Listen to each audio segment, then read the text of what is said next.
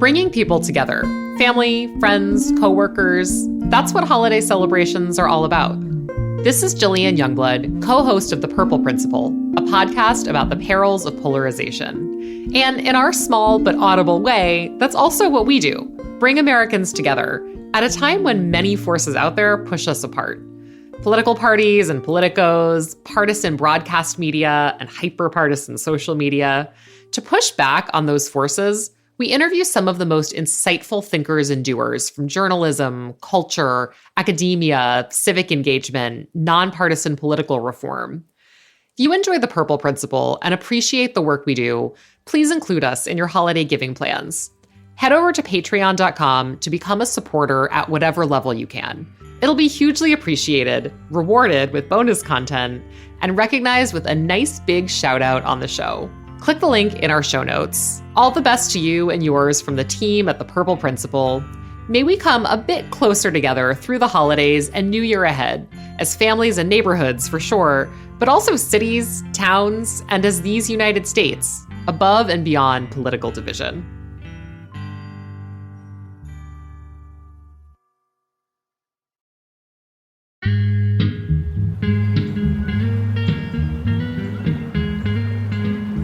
Yeah, this is an amazing story about a little town in southern Germany with a river running through it.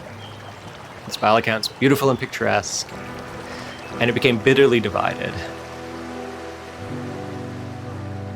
That's Dominic Packer, professor of psychology at Lehigh University and co-author of the new book, The Power of Us, Harnessing Our Shared Identities to Improve Performance, Increase Cooperation, and Promote Social Harmony.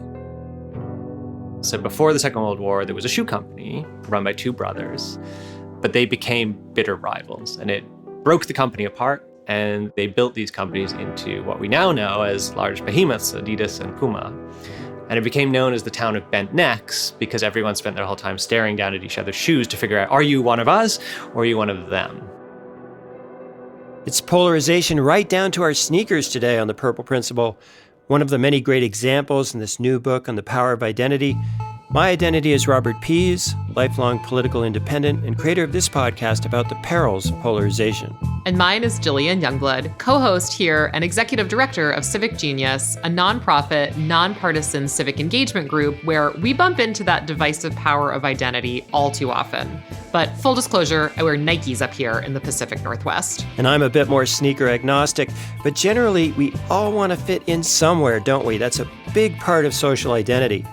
Dr. Packer will give us a deeper understanding of how that natural impulse can end up polarizing neighborhoods and towns. That was the case with Adidas and Puma decades ago. And it is the trend today at the national level here in the US and other countries as well. The Power of Us is co-written by Dr. Packer and fellow Canadian neuropsychologist Jay Van Bavel, who've long been research partners. So at the risk of stereotyping our neighbors to the north, how about we kick things off with some smelly hockey bags, eh? And the story of two Canadian grad students riven by pungent goalie gear who bond over a perilous cheese board incident of a very different variety.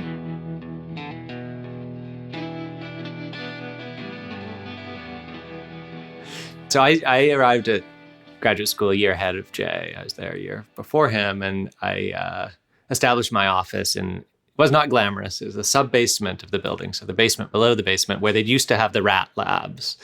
So I had my space, and there was an empty desk in the room. And so a year later, Jay showed up, and he was seeking out a desk, and he found this desk. But then the next day, he brought in this massive bag of hockey equipment. He was a goalie, so he had a lot of equipment. And it's, if you've ever been around a goalie's hockey pad, it smells, right? And he said, oh, I've just moved into my apartment, and it's tiny, and I have nowhere to keep my hockey equipment. Do you mind if I store it here? And I guess maybe being Canadian, I was a little too polite to say no, but I did resent it. In any case, a couple of months later, we went to a departmental wine and cheese event. We had an eminent speaker came in, and then afterwards, Jay and I were talking to some people, and he was mindlessly eating bits of cheese, as you do. And then he suddenly choked on a piece, and we rushed out to a nearby restroom across the hall, and I clumsily administered the Heimlich, and we managed to get the cheese out of him. And from that moment, I think, and this is what we say in the book, it changed our relationship. Well done, if we can congratulate you about 15 years late on that. And I believe you came to Ohio as a postdoc, as did your co-author, Jay Van Bavel. We actually have a clip from Jay's interview in season 1 talking about the epiphany he had arriving in the U.S. during the 2008 election. Yeah, so the story here starts with the fact that I'm Canadian and wasn't really that interested in American politics at all. And suddenly my PhD advisor got recruited away to Ohio State University in Columbus, Ohio.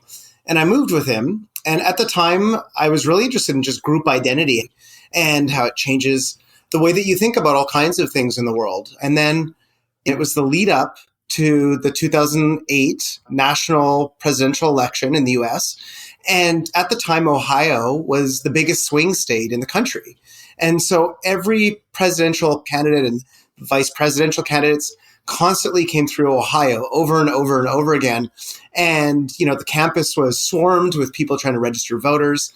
And I was obsessed with it. I became a total US political junkie, even though I couldn't vote. So we're wondering, Dominic, if you had like a similar kind of epiphany coming from Canada and landing in swing state Ohio. Yeah, so I think I was always a little more interested in American politics than Jay was. But then we ended up both in Ohio, and I think it was eye-opening for both of us. Because as you say, Canada is a multi-party system, it's a parliamentary system. So there's certainly lots of contested issues in Canadian politics, but there isn't this, us versus them rivalry in quite the same sense. It doesn't all boil down to, are you a Republican or are you a Democrat? And there's real consequences to that. During that election in 2008, I should say, it's when Obama was elected as president, just by pure coincidence, we were meeting with a friend and we went out to a bar, we went to a hotel bar, and it happened to be the hotel where the McCain campaign was planning to hold, in Columbus, Ohio, was going to hold their victory reception. And then, of course, he lost. And so we were surrounded in the bar by some very depressed Republicans, which, again, as someone not that deeply invested in it at the time, was more of an anthropological experience than a political one. But certainly, I think the American political dynamic is something we've both become very interested in as compared to some other nations like Canada. In your book, you mentioned during the COVID pandemic that COVID wasn't politicized to the same degree. There was no major Canadian leader who downplayed the pandemic. But you recently had an election, and I believe there's a far-right party that may have gotten some traction over vaccine or masking mandate. So do you think polarization is creeping north, or is it just bubbling up naturally in Canada? I think, so polarization is on the rise in many nations, though not everywhere.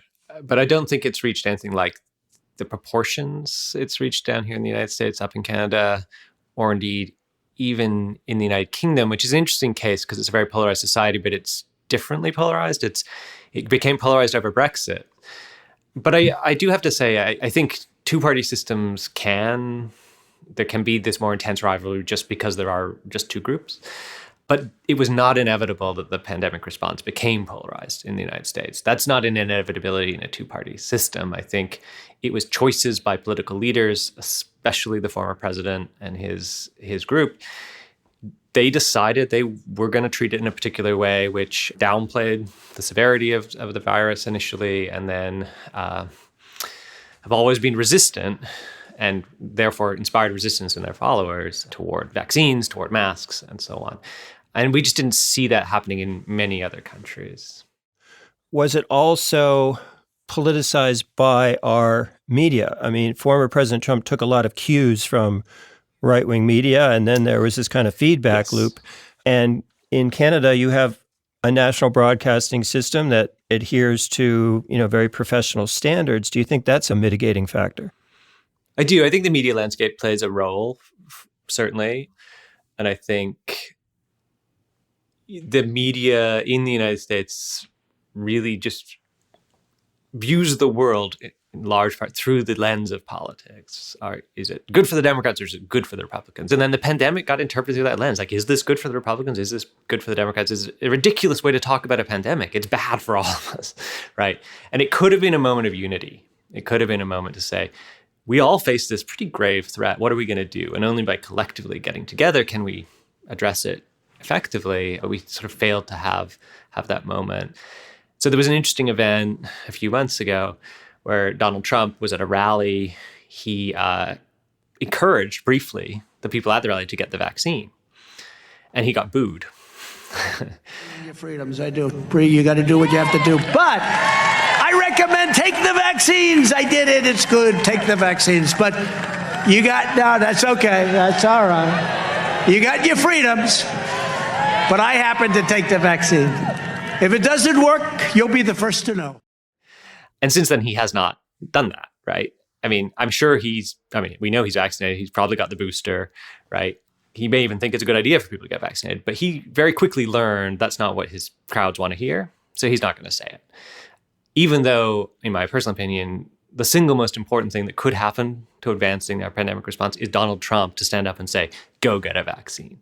He might get booed, but people would listen to him, and it would get many more people vaccinated, and that would be really important. Yeah, that was unfortunate. A lot of our listeners are independent or non-affiliated voters for various reasons. Because of our branding and our guests and our topics, they're going to tend to be more centrist. As you know, the parties have moved apart over the last 50 years. So we just wonder, from a Canadian perspective, do you have some empathy for more centrist, independent-minded Americans? And does it make you wonder, well, you've had a few hundred years. Why didn't you create a third party at some point? Oh, I certainly have sympathy for independence. In fact, I've lived here for 12 years. I still don't fully understand the American political system. I'll be honest. I have submitted my paperwork to become a citizen, but in Canada, you don't register for a party in the way you do here. So there are no registered conservatives or liberals, which are the two most dominant parties. People can support parties, like they might donate money, but you don't register as a voter of a particular party. So that dynamic itself is strange to me. And it's, I think, more normative in Canada for people to not necessarily call themselves independents, but to flexibly move between voting for one party or another, depending on the issues of the day.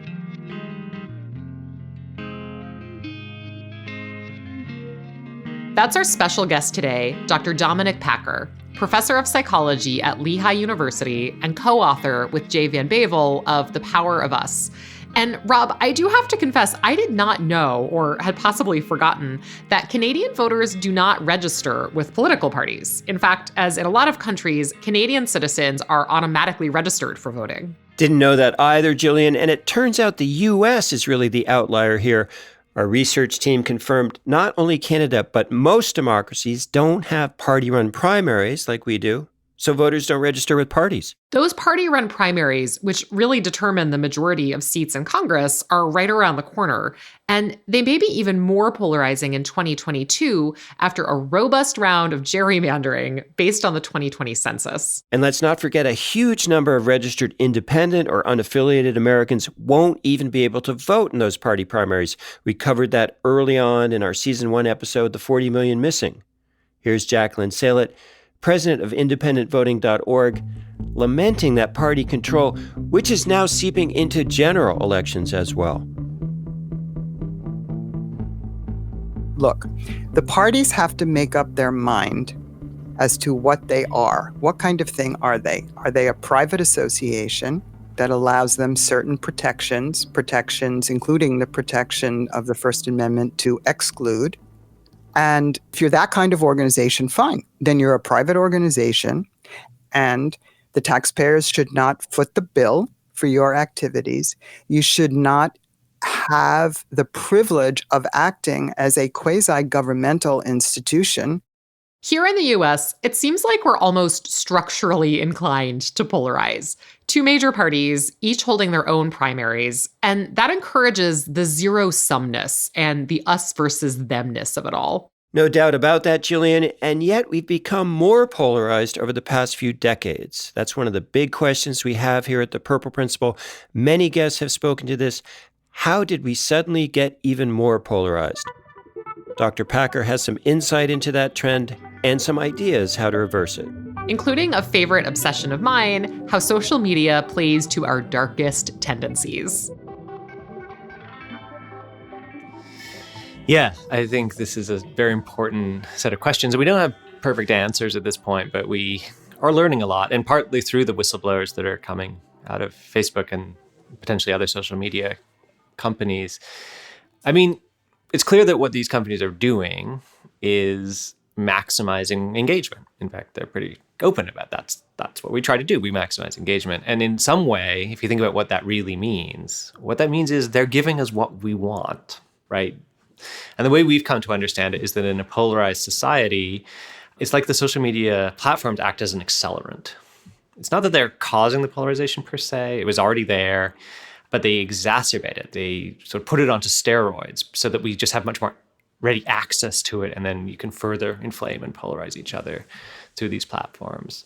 So Jay, my co-author, has done, and his lab has done really amazing work on this, analyzing content, what kinds of content tend to spread, for example, on social media platforms. And there's a class of words they call moral emotional words. So these aren't just moral words like good or bad, and they're not just emotional words like happy or sad. They're words like evil, disgust. They've got these strong emotional component to it, but with a moralistic kick. Like, you're not just bad, you're evil. It turns out these types of tweets or posts are much more likely to go viral, much more likely to spread. So among your own set of people who tend to be politically like-minded to you, if your tweet says something especially snarky about the other side, it's particularly likely to be retweeted. And so the incentive structure here is both, on the one hand, for the social media companies, right? They want more of that stuff because it's getting engagement. But individual users have incentives too. Like, it feels good when your posts get attention and get retweeted. And so that increases the likelihood you're going to include these kind of words and try and trigger these sorts of reactions. Yeah, well, it's a difficult thing to remedy. We have looked at the British effort, WT Social, which has been out there about 3 years or so. From the time that we've spent on it, it seems like it has a very small user base. Chris Bavel at the Duke Polarization Lab, whose work you mentioned, they have a prototype, I believe, called Discuss It, trying to create a less toxic forum. So what would you suggest to them, knowing what you know about identities? I mean, this is the question of the day. And it's clearly going to have to be a multifaceted kind of response. So there is some work, for example, by David Rand and his colleagues, I think he's at MIT, where they've looked more at disinformation, which is a related part of the problem and it's spread online. And they found that, for example, giving people accuracy prompts, so trying to sort of remind them that seeking accurate information might be a good idea, actually does seem to cause people to then spread disinformation or be less interested in disinformation online. There are positive examples online that are interesting, like Wikipedia. It's not the social media platform per se, but it's this amazingly successful online thing that shouldn't work, right? It's largely or entirely volunteer. People spend vast amounts of energy and time creating this knowledge base for free for other human beings to use for free. And this is a remarkable thing. But if you look at how they do it, right, it has a hierarchical structure. There are editors and super editors. They have rules that are really rigorously enforced. They have clear normative standards. And they have strategies and processes for dealing with trolling and dealing with spam and dealing with all of the stuff that floods these platforms. Yeah, that's interesting, the phrase you use there, that social media is an accelerant. And that part of the problem lies with, the enemy is hashtag within us. And that certainly seemed to be the case with the Germantown and the brothers who founded Adidas and Puma. And you write, it wasn't about politics or religion or land or gold. It was about shoes. So it's not surprising that brothers fall out, right? Family dynamics drive people apart all the time. What's crazy about it is that the whole town ultimately got sucked into it. Because the brothers were rivals, the companies were rivals, and deeply bitter rivals, such that people who worked for one company were no longer felt affiliated with or even allowed to feel affiliated with people who worked for the other company. It divided families. People from one side of the river were not really supposed to go and shop on the other side of the river. And we argue, again, is driven by these sort of basic group instincts that we have to affiliate with other people.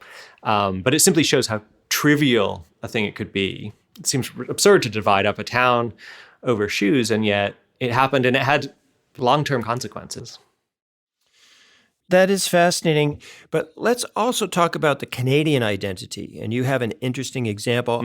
I had forgotten about this, that there's a famous Canadian rant from about the year 2000 that went viral in its time about being a proud Canadian and what that meant. Right. And the Molson Beer Company got a hold of that and sold a lot more beer. So tell us about Canadian identity and that famous ad campaign. Part of it was this famous ad called The Rant, where it's a guy dressed like a very archetypal type of Canadian in plaid and things, goes on a rant about what it means to be Canadian, and is largely contrasted against the American identity and the larger sort of big brother to the south. I have a prime minister, not a president. I speak English and French, not American, and I pronounce it about, not about. I can proudly It's a common thing for the smaller country among neighbors to be more insecure and uncertain of its identity than the larger and more powerful nation. And I think that dynamic certainly characterizes the American and Canadian identities, and it's not helped by the fact that, the Canadian media market is swamped by the American media market, that most things available on Canadian television, for example, are American TV shows and Hollywood and so on. So much so, or this is regarded as an issue for Canadian identity to the point that there are laws about Canadian content on TV and radio stations. So in any case, it's a bit of insecurity or sensitivity, I think, for Canadians. Who are we really? Where do we fit in the grand scheme of things? Everyone sort of treats us as just, the 51st American state. I can proudly sew my country's flag on my backpack. I believe in peacekeeping, not policing. Diversity, not assimilation. And that the beaver is a truly proud and noble animal. And capitalizing on that, Molson, the Canadian beer company, developed an advertising campaign, which is brilliant. It was just called I Am Canadian. Canada is the second largest landmass, the first nation in hockey, and the best part of North America. My name is Joe, and I am Canadian. So this really appealed to people and sold them a lot of beer. And the I Am Canadian campaign in some ways still exists today, although that was from a long time ago. And people, I think, not necessarily consciously, but might be more likely to drink Molson Canadian because it's got this link to the national identity, which of course beer companies always do, right? Budweiser in America, although it's not an American company anymore, strongly tries to link to I am an American as a reason to drink their beer. I think here in the U.S., because of our individualism, we think we're less susceptible to that sort of thing. But you also mentioned that individualism can be a group mentality, and some researchers have called Americans a herd of independent minds. So as a Canadian and as a researcher, tell us about American individualism as a group. Yeah, this is a sort of counterintuitive thing, and that's a great phrase. We're a herd of independent minds, which really captures the idea. So one of the things we know about group identities is that the more important the group is to you, the more likely it is most of the time you'll conform to the norms of that group, right? So if you're a really committed, employee at your company, what that means is you're going to work hard for them and you're going to be pretty normative. Like you'll tend to dress like other employees and think like other employees and enact that identity. But norms can be about anything. And one of the things you can develop a norm about is individualism. You can develop a norm as a society or indeed a company that we are an individualistic place. But there's an ironic twist to that, which is then that once it's a norm, the most identified members of that group will then conform to that norm and be the most individualist. And so that's what some data suggests with regard to the American identity. Individualism is a very strong American value and a very strong American norm. And for that reason, what you find is that more identified Americans, the people who identify most as American, tend to embrace that norm the strongest, right? They tend to strive to be the most individualistic. So it's this ironic herd of independent minds thing, where by being independent, you are actually conforming to a norm without really realizing it.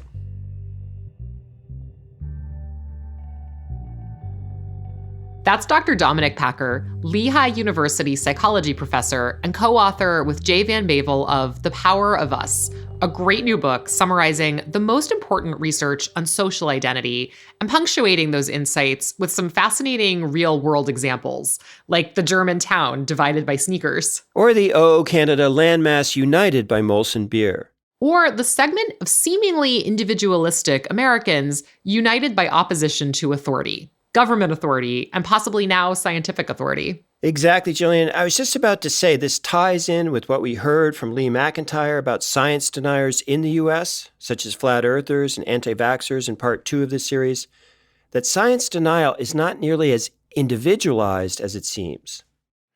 I've since come to realize that all science denial is really organized. It's got a purpose, and it's not really a mistake, it's a campaign. And as a campaign, it deserves some pushback, which is what I do.